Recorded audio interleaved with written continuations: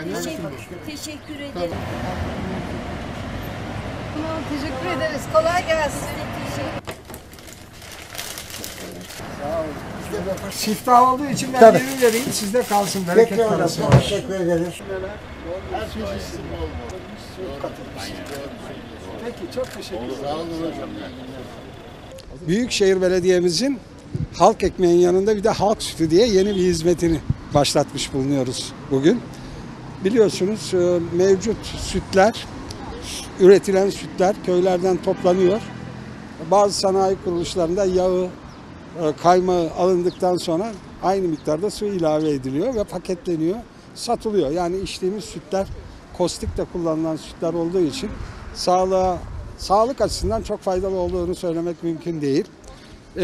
Ancak biz dışarıda litresi 6 liraya satılan sütü hizmet olarak 3 liraya satıyoruz. Litresi 3 lira. Şu gördüğünüz 5 litrelik 15 lira. Bidon dahil, her şey dahil. İnşallah Eskişehirliler artık çocuklarına, kendileri, yaşlılara, hamilelere sağlıklı süt içirecekler.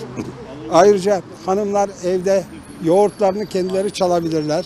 Kaymağını alabilirler. Hatta yağ bile, tereyağı bile çıkarmaya gayret edebilirler. Büyükşehir Belediye'miz sütleri üreticiden topluyor doğrudan doğruya ve bütün kontrollerden geçtikten sonra sağlıklı bir şekilde büfelerimize tevzi ediyoruz. Günlük süt olarak geliyor iyi taraflarından birisi.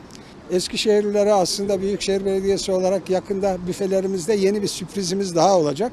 Ama şimdiden ilan etmiyorum, biraz merak etsinler. Ana gıdalar konusunda halkımıza hem ucuz hem sağlıklı gerçek gıdaları vermek de Büyükşehir Belediyesi'nin görevi. Kendimizi öyle kabul ediyoruz.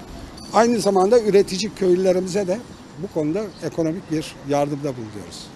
Çok teşekkür ederim. Sağ olun.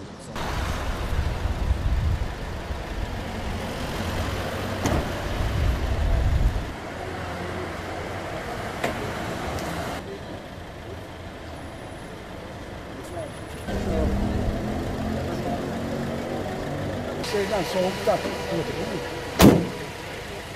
Hocam hadi bakalım. Başarılar. Çok teşekkür ederim. Sağ olun. Çok sağ